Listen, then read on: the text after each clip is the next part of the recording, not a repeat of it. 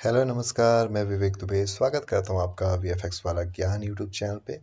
और अभी इस चैनल पे मैंने शुरुआत किया है कंप्लीट कोर्स 3ds मैक्स का। तो अगर आपका पैशन है 3D फील्ड में जाना और आप चाहते हैं कि आप 3D के फील्ड के लिए मेहनत कर सकते हैं, तो आप इस चैनल को सब्सक्राइब कर लें और साथ ही साथ आप कमेंट करके ज़रूर बताएं मुझे कि क्या आप 3D सीखना चाहते हैं। मुझे आपके कमेंट का इंतज़ार रहेगा। और वीडियो को लाइक यार आप अभी से कर दें।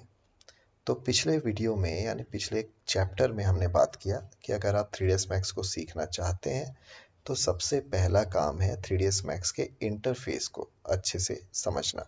इंटरफेस कहने का मतलब है 3ds मैक्स को ऑन करते ही जो आपको ये सारी चीज़ें दिखाई दे रही है, ये आपका कंबाइंड में इंटरफेस कहलाता है।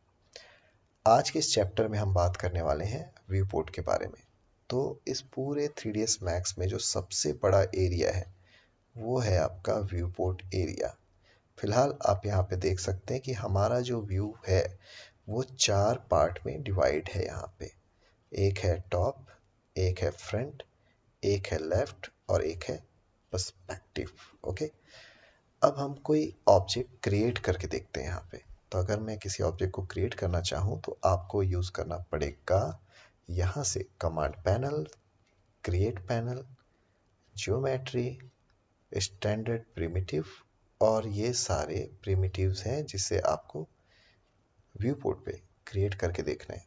इसमें से ही मैं ले लेता हूँ टी पॉट को। और टी पॉट को लेने के बाद माउस के लेफ्ट माउस बटन से आपको इस तरीके से टी पॉट को क्रिएट करना है। ओके, अब हमने की टी पॉट को यहाँ तक तो ले आया। अब आपको ध्यान से देखना है कि इन 3 व्यू पोर्ट में क्या सिमिलर है और ये व्यू पोर्ट बाकी 3 व्यू पोर्ट से किस तरीके से अलग है, यानी पर्सपेक्टिव किस तरीके से बाकी व्यू पोर्ट से अलग है। अगर आपको ये बात आपके ऑब्जर्वेशन से समझ आ गई हो तो कमेंट में ज़रूर लिखें। आई होप कि आपने कमेंट कर दिया होगा। साथ ही मैंने एक छोटा सा गोल रखा है, वो है लाइक्स का। अगर आप लगातार मेरे बनाए हुए वीडियोस को लाइक करते जाएंगे तो इससे मेरे अंदर एक मोटिवेशन आता है, मुझे और ज़्यादा इच्छा होती है आप लोगों तक इस इंफॉर्मेशन को पहुंचाना। तो फिलहाल अभी हमने व्यू पोर्ट पे ये जो टी पॉट है उसे रेडी कर लिया है। अगर आपको लगता है कि आप नहीं समझ पाए हैं कि इन 3 व्यू पोर्ट में क्या सिमिलैरिटी है और इस व्यू पोर्ट में क्या अलग है, तो मैं आपको बता दूं। इन तीनों व्यू पोर्ट पे अगर आप देखें तो आपको आपका ऑब्जेक्ट वायर फ्रेम मोड में दिखाई दे रहे हैं। पर वहीं अगर इस व्यू पोर्ट की बात करें तो यहाँ पे हमें ये शेडेड मोड में दिखाई दे रहे हैं। ओके, अब बारी आती है अगले पार्ट की। तो इसी चैप्टर में आपको ये ध्यान देना है कि आप चाहो तो एक साथ मल्टीपल व्यू ऑन करके काम कर सकते हो, पर आपको जो वर्क स्पेस है वो बहुत छोटा सा मिलने वाला है। देखिए साइज इसका। अगर आप चाहते हो आप इस तरीके से पूरे व्यू पोर्ट को यूज़ करें तो इसके लिए आपको इस व्यू पोर्ट को मैक्सिमाइज करना है। तो मैंने Alt+W प्रेस किया तो आप देख सकते हैं हमारा व्यू पोर्ट मैक्सिमाइज हो गया। अगर आपको शॉर्टकट की नहीं याद हो रहा है या फिर आपको याद करने में मुश्किल आ रही है तो आप देख सकते हैं यहाँ पे नीचे बॉटम पे टूल्स है और इसका यूज़ करके आप मिनिमाइज मैक्सिमाइज कर सकते हैं व्यू पोर्ट को। ओके, अब अगला जो पार्ट आता है इस चैप्टर में वो ये है कि अगर आप कॉपी और पेन लेकर के नहीं आए हैं तो प्लीज़ जाइए अपना नोट टेकिंग जो नोटबुक है उसे आप सेलेक्ट करें और उस पर सारे आपके थॉट्स को लिखें। तो फिलहाल यहाँ पे ये टी पॉट है और अभी हमें इस व्यू पोर्ट को अच्छे से समझना है। तो देखिए इस व्यू पोर्ट को अगर समझना है तो आप टॉप पे देखिए, यहाँ पे व्यू पोर्ट से रिलेटेड कुछ लेबल्स हैं।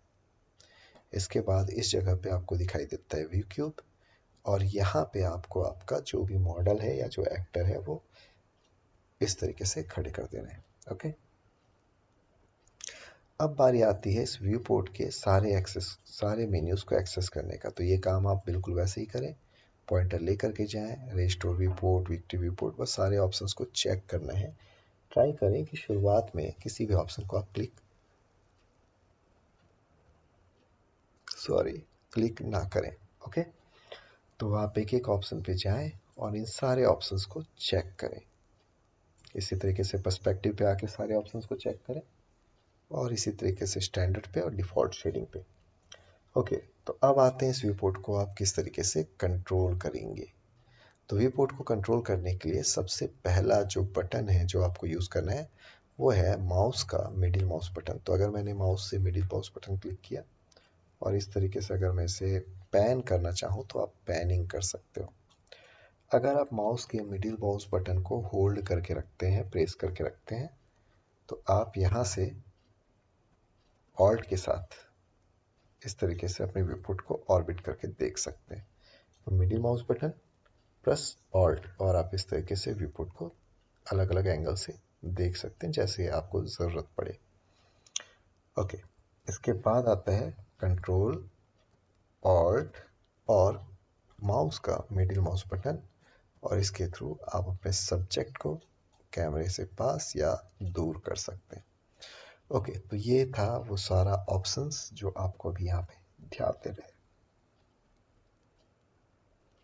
अब मैं आपको बता दूं कि व्यू पोर्ट में अलग अलग व्यूज़ होते हैं जो सारे ऑप्शंस यहाँ पे अवेलेबल हैं। आपका काम है इन सारे ऑप्शंस को एक एक बार कम से कम, यानी सबसे मिनिमम रिक्वायरमेंट है वन टाइम आप सारे मेन्यूज़ को देखें एक एक करके। ओके, तो अभी हमने टी पॉट तो बना लिया।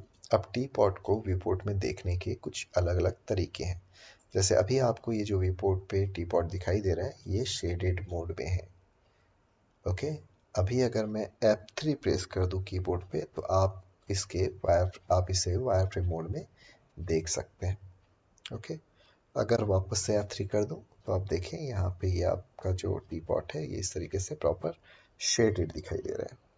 इसके बाद है आपका F4 में शेडेड भी है हमारा मॉडल और साथ ही साथ इस पे वायर फ्रेम भी है। तो अगर आपको ये व्यू पोर्ट जो है वो समझ आ चुका है तो आप कमेंट में यस जरूर लिखें। ओके,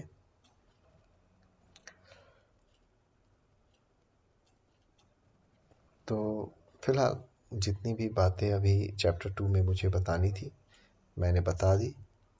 अब आपको इसी तरीके से सारे मेन्यूज़ को लिख करके याद करना है।